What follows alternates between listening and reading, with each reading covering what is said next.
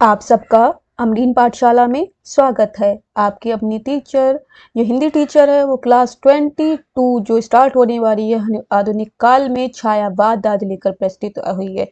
इसका समय है 1918 से 1936। तो ये इससे पहले हमने आदिकाल से लेकर द्वितीय युग तक जो है बहुत सारी क्लासेस कर चुकी हैं, जिसमें 21 क्लासेस हमारी हो चुकी है। 22 नंबर की क्लासेस है। तो आप देख सकते हैं 22 क्लास में आप छायावाद के बारे में पढ़ेंगे। तो चलिए ज़्यादा समय बर्बाद न करते हुए क्लास की तरफ बढ़ रहे हो। जिन बच्चों ने अभी तक हमारे चैनल को सब्सक्राइब नहीं किया वो जल्दी से सब्सक्राइब करेंगे और वीडियो को लाइक करेंगे और कमेंट करेंगे। और ये टीजीटी पीजीटी नेट जेआरएफ सभी के लिए बहुत महत्वपूर्ण क्लास होने वाली है। तो चलिए देखते हैं छायावाद के बारे में। हिंदी में सर्वप्रथम मुकुटधर पांडे ने जबलपुर से प्रकाशित पत्रिका में 1920 में हिंदी छायावाद शीर्षक से 4 किस्तों में एक लेख प्रकाशित करा था। इसलिए इन्हें मुकुटधर पांडे को ही छायावाद का प्रवर्तक घोषित किया गया है। तो मुकुटधर पांडे को लिखित रूप में छायावाद शब्द का प्रथम प्रयोक्ता स्वीकार किया जाता है और 1920 ईस्वी में सुशील कुमार सरस्वती में हिंदी में छायावाद शीर्षक से एक संवादात्मक लेख प्रकाशित करवाए। इस संवाद के 4 लोगों ने भाग लिया था, जिसके नाम है सुशीला देवी, हरिकिशोर बाबू, चित्रकार राम नरेश जोशी तथा सुमित्रा नंदन पत। ये 4 लोगों के नाम याद होना चाहिए।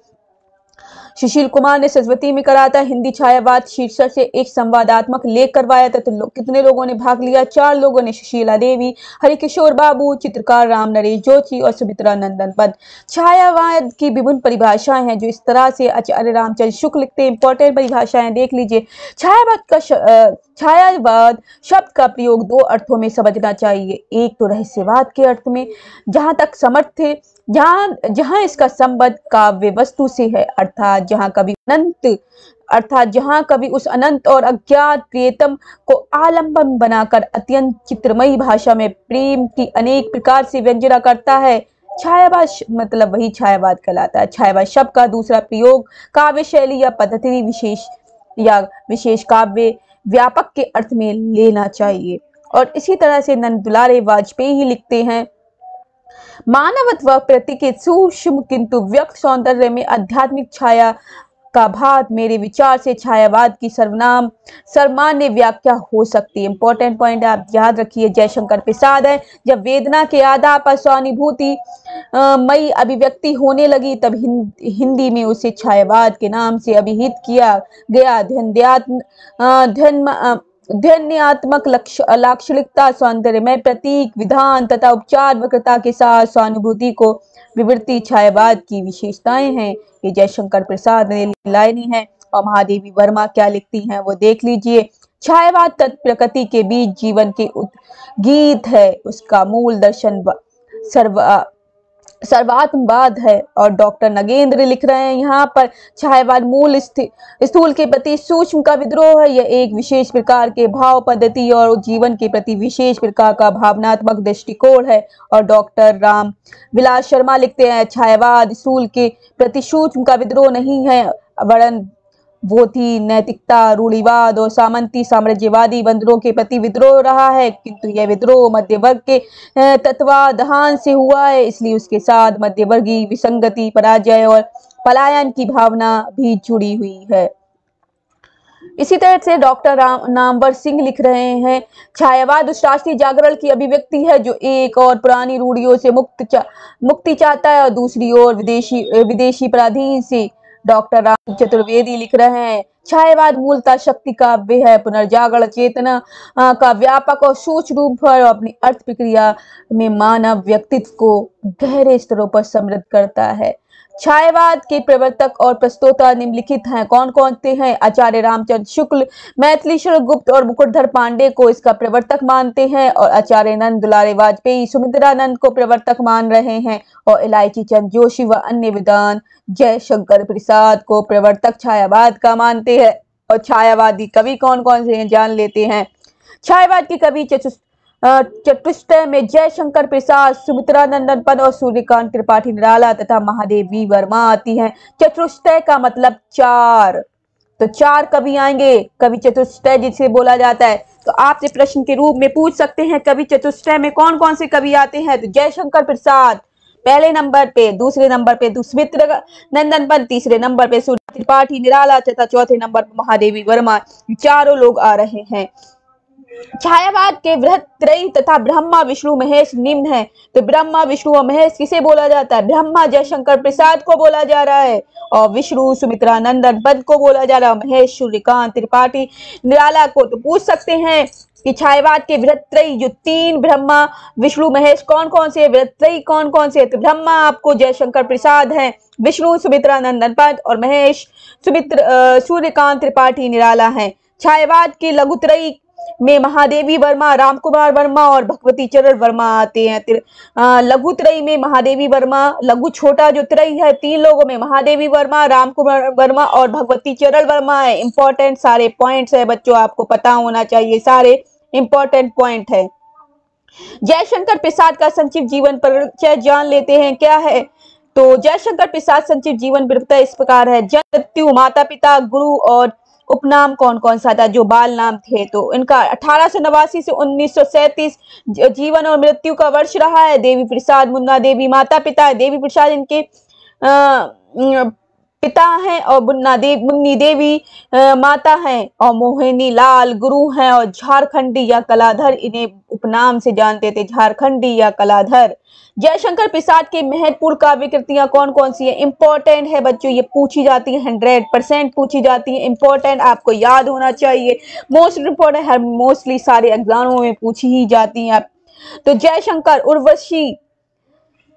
प्रसाद की महत्वपूर्ण काव्य कृतियां सनवाइज देख लीजिए। उर्वशी 1909 में, वन मिलन 1909 में, प्रेम राज्य 1909 में, अयोध्या का उद्धार 1910 में, शोकोच्छ्वास 1910 में, बद्रुवाहन 1911 में, कानन कुसुम 1913 में, प्रेम पथिक 1914 में, कला का महल 1914 में, चित्राधार 1918 में, झरना 1918 में, आंसू 1925 में, लहर 1933 में, और 14वें नंबर में कामायनी आ जाती। तो आपको पता होना चाहिए, इसे कैसे याद होना चाहिए? उर्वशी वन मिलन, उर्वशी जो है वन मिलन में गई है, फिर प्रेम राज्य स्थापित हुआ है, और फिर प्रेम राज्य स्थापित होते ही अयोध्या का उद्धार हो जाता है, फिर वो शोकाच्छ्वास में चली जाती है, शोक में चली जाती है, फिर बद्रुवाहन किया जाता है उसे। जब शोकाच्छ्वास में उसका बद्रुवाहन मतलब है उसे निकाल दिया जाता है, फिर कानन कुसुम में फिर वो जंगल में आ जाती है। प्रेम पथिक के रास्ते पे चलते चलते उसे महाराणा का महत्व समझ में आ जाता है कि उसका महत्व क्या है। फिर चित्राधार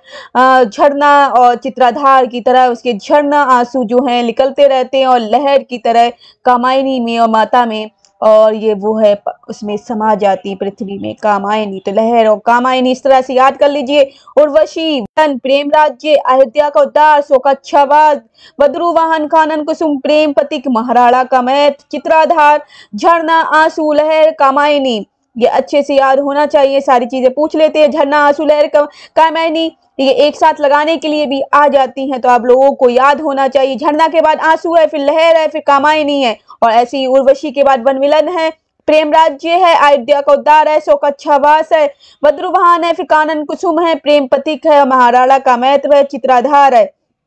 तो इस तरह से आपको ये सारी चीजें याद होना चाहिए। जयशंकर प्रसाद की प्रथम कविता सावन पावक पंचक सन 1906 ईस्वी में भारतेंदु पत्रिका में कलाधर उपनाम से प्रकाशित हुई थी, और जयशंकर प्रसाद की प्रथम छायावादी कविता प्रथम प्रभात है।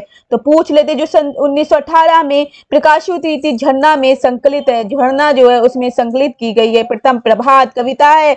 और जयशंकर प्रसाद का प्रथम पुस्तका का रचना उर्वशी है, यह चंपू काव्य है। पुस्तका का रचना कौन सी? उर्वशी है, और चंपू काव्य है। उर्वशी क्या है? चंपू काव्य से। खड़ी बोली में जयशंकर प्रसाद का प्रथम काव्य संग्रह कानन कुसुम है, जो किसमें है?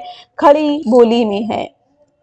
इसी तरह से जयशंकर प्रसाद द्वारा रचित झरना को छायावाद के प्रथम रचना स्वीकार किया जाता है। इसे छायावाद का प्रथम प्रयोगशाला भी कहते हैं। तो झरना जो है उसे छायावाद का प्रथम प्रयोगशाला भी कहा जाता है। तो इंपॉर्टेंट पॉइंट एक ये निकल के आता है आप लिख ली, वेरी इंपॉर्टेंट, याद होना चाहिए कि जयशंकर प्रसाद द्वारा रचित झरना को छायावाद का प्रथम रचना स्वीकार किया गया है। तो इसे छायावाद का प्रथम प्रयोगशाला भी कहा जा रहा है। जयशंकर प्रसाद के आंसू 133 छंदों का यह विधान स्मृति काव्य है, मीन्स विरह मीन्स दुख का वर्णन है। इसमें स्मृति काव्य यादों के काव्य है।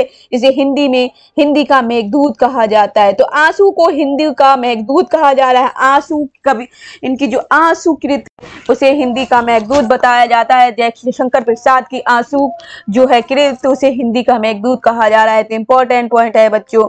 और जयशंकर प्रसाद के चित्राधार में इनकी ब्रज में रचित कविताएं संकलित हैं। और प्रसाद प्रेम पथिक प्रथमता ब्रजभाषा में सन 1909 में लिखा गया था, जिसका उन्होंने खड़ी बोली में अनुवाद 1914 में किया है।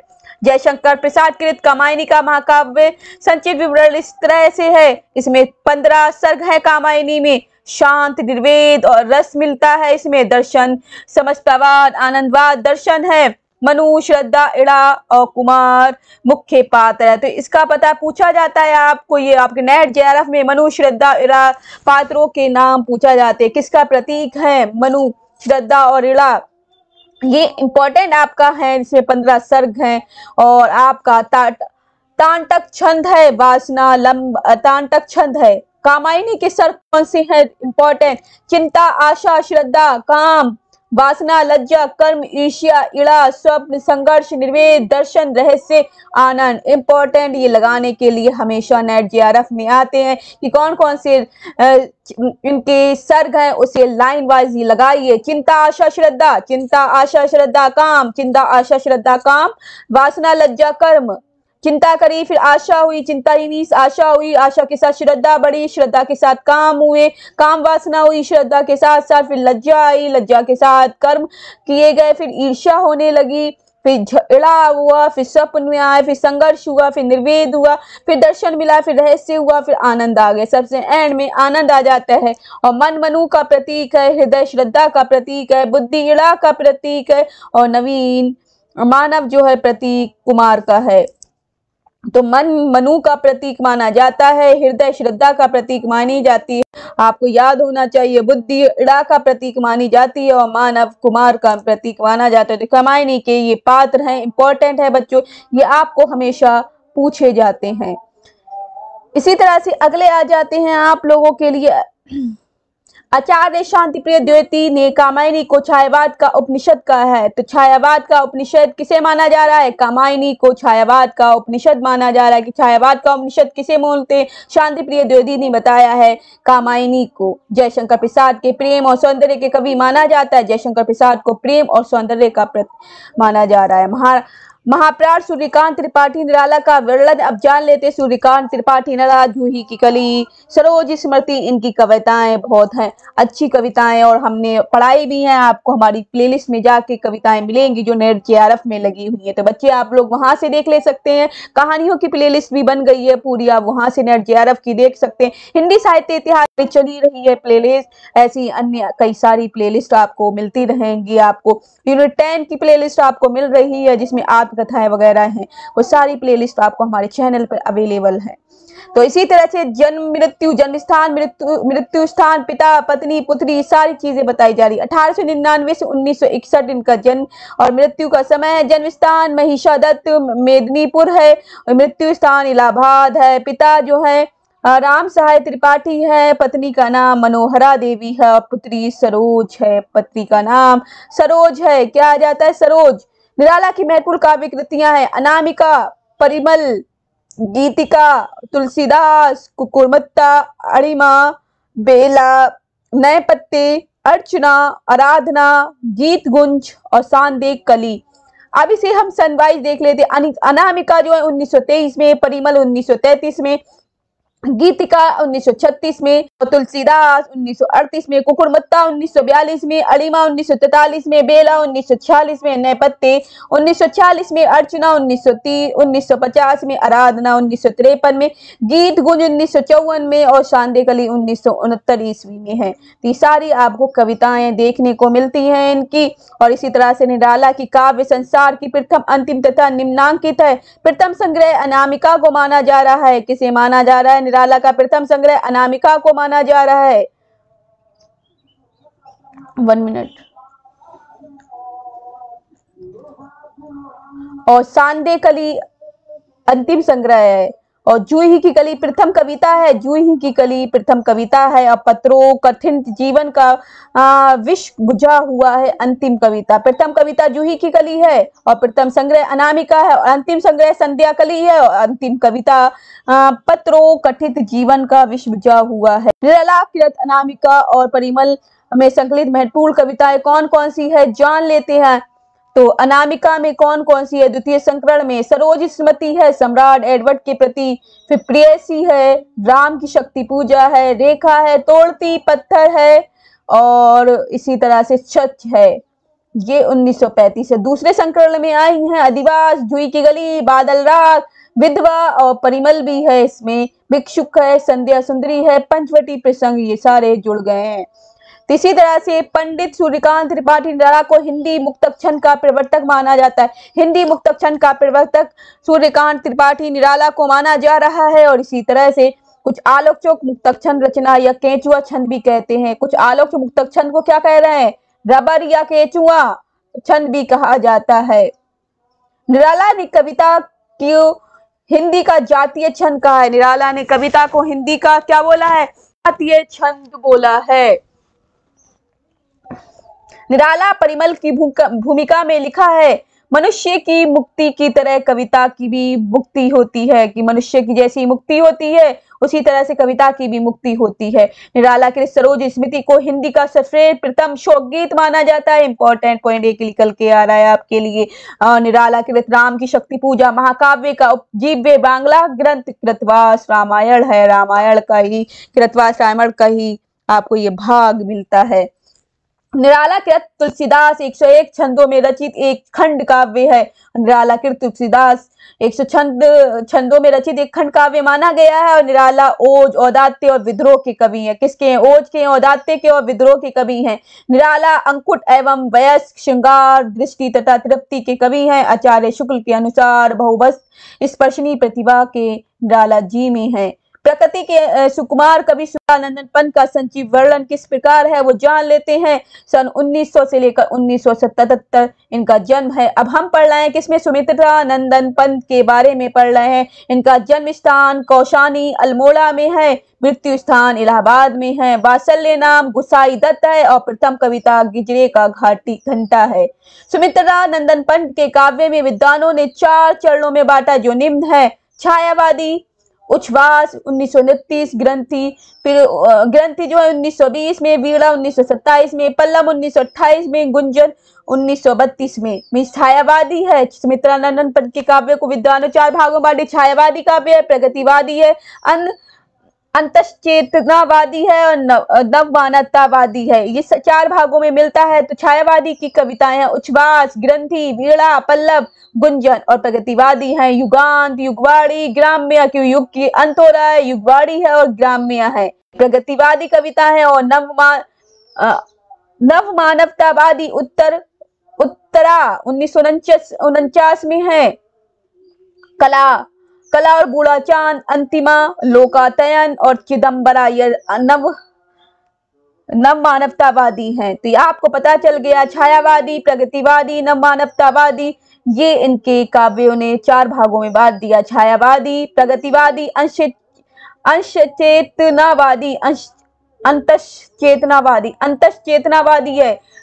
छायावादी, प्रगतिवादी, अंतश्चेतनावादी और नव मानवतावादी, ये 4 भागों में बटा है।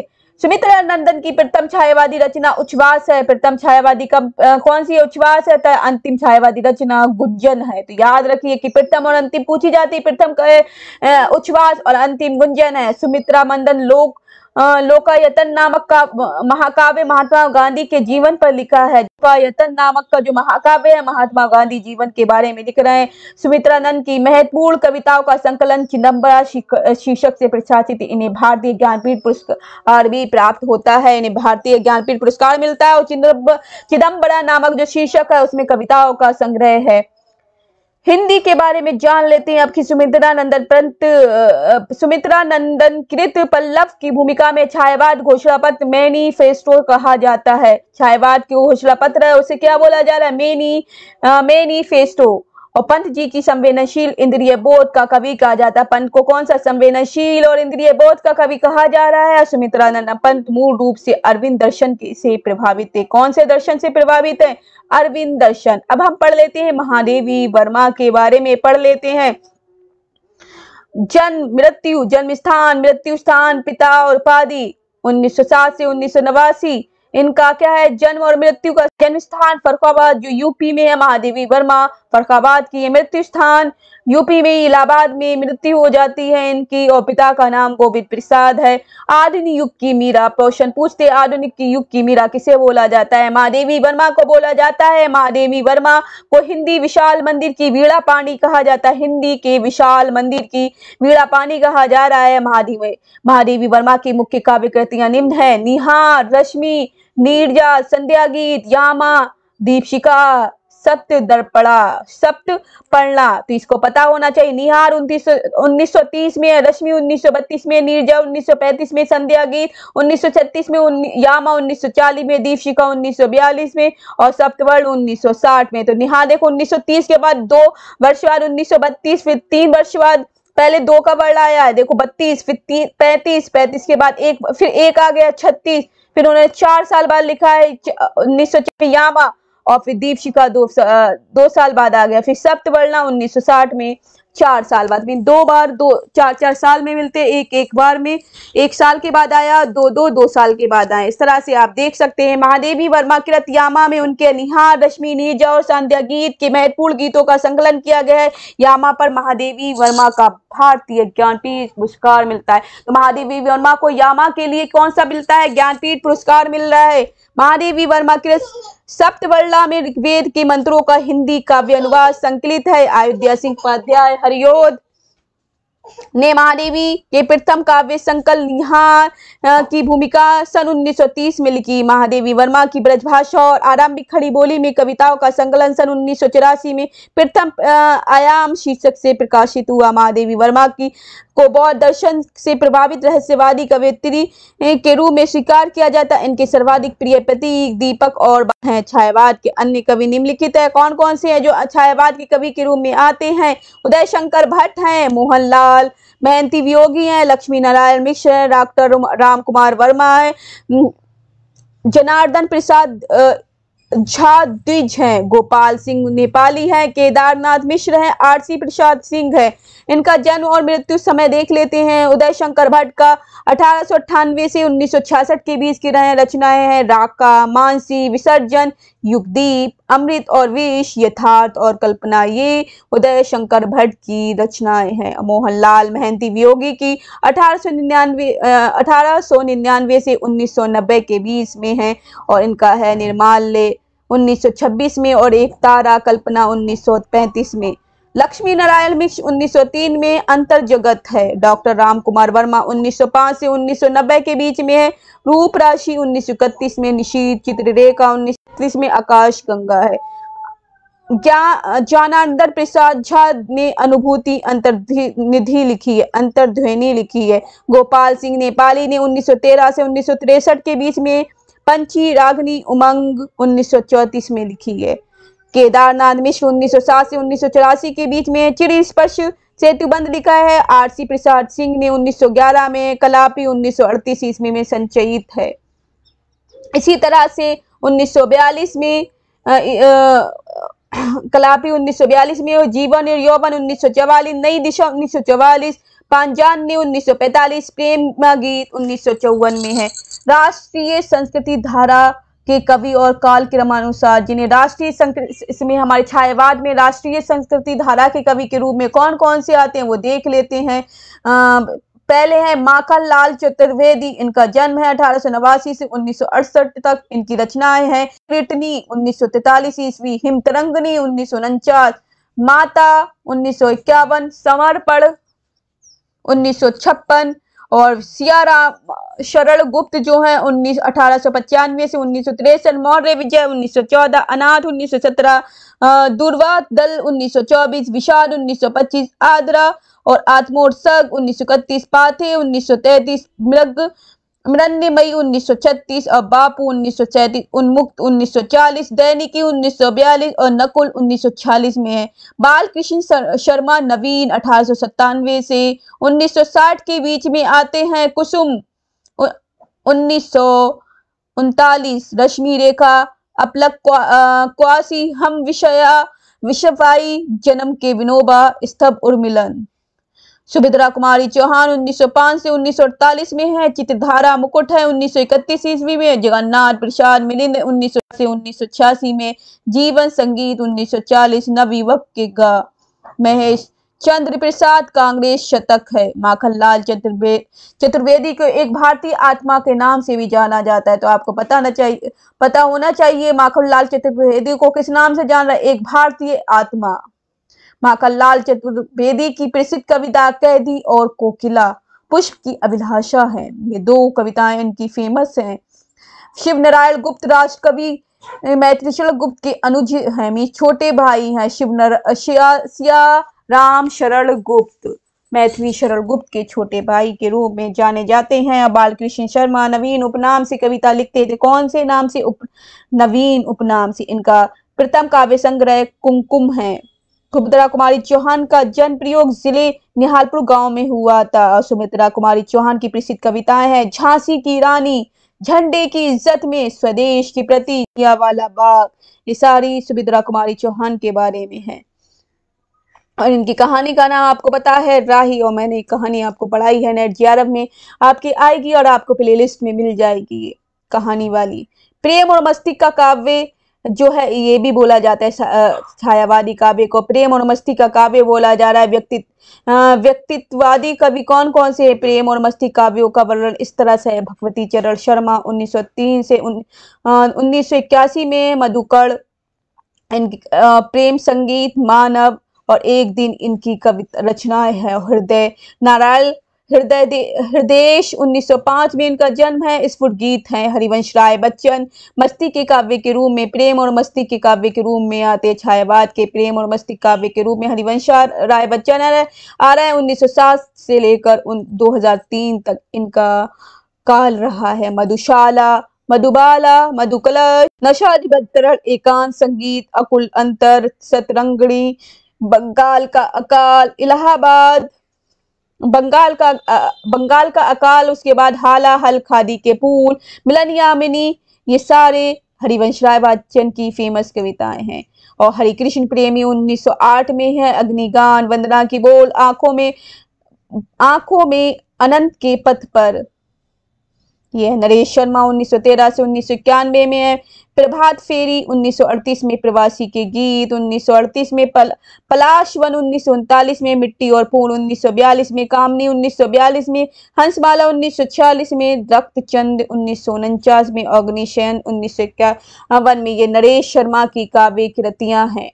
और रामेश्वर शुक्ल अंचल ने 1915 से 1996 के बीच में।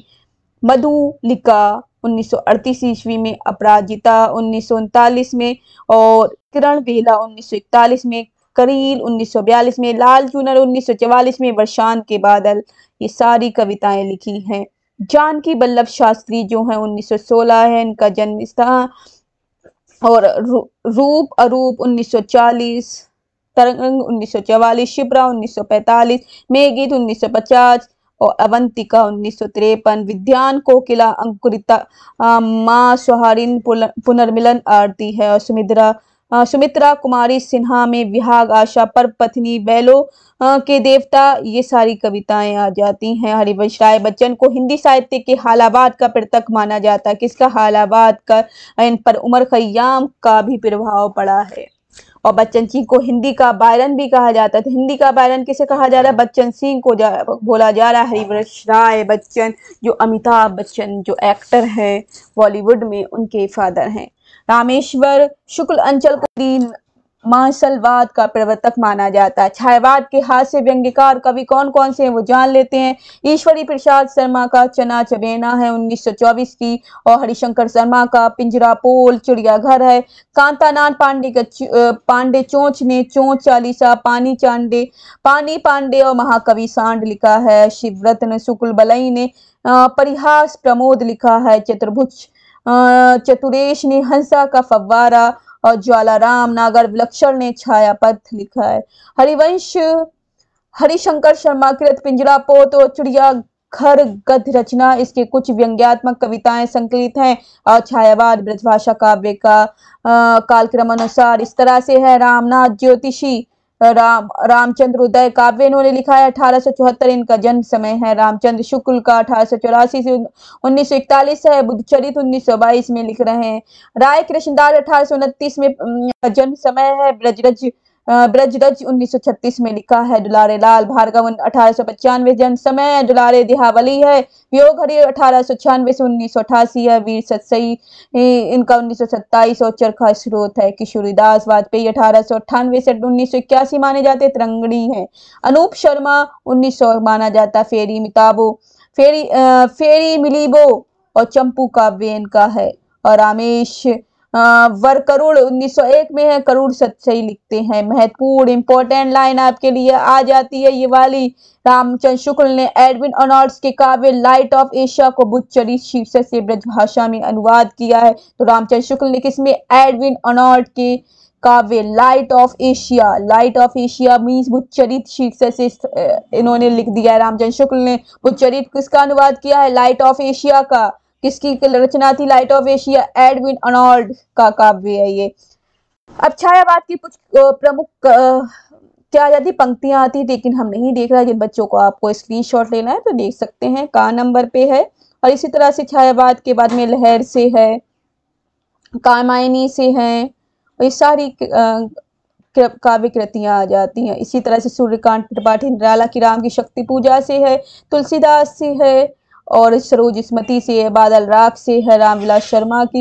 ये सारी काव्य कृतियां आपको देखने को मिल रही। सुमित्रा नंदन पंत की है, महादेवी वर्मा की है, बालकृष्ण शर्मा नवीन की सारी पंक्तियां हैं जो इंपॉर्टेंट हो सकती है। एक दो बार रीड करेंगे तो ठीक रहेगा, जिससे आप लिख सकते हैं। और थोड़ा सा और जान लेते हैं, इसके बाद हमारा छायावाद खत्म हो जाता है। छायावाद कवि चतुष्टय निम्नलिखित दर्शन से प्रभावित थे। जो चार कवि थे छायावाद के इंपॉर्टेंट, जिन्हें चतुष्टय बोला जाता है, कौन से दर्शन से थे? जयशंकर प्रसाद शैव दर्शन आनंदवाद में थे। शैव दर्शन से सूर्यकांत त्रिपाठी, अद्वैत वेदांत से थे नंदन पंत, अरविंद दर्शन से, और महादेवी वर्मा बौद्ध दर्शन से हैं। किससे? दुखवाद से हैं, बौद्ध दर्शन से है महादेवी वर्मा। और पंडित सूर्यकांत त्रिपाठी निराला प्रगतिवादी चेतना के अनुप्राणित चेतनाएं भी लिखी, जिसके नाम है कुकुरमुत्ता, गर्म पकौड़ी, मास्को डायलॉग्स, नए पत्ते, खजोहरा और रानी और कहानी।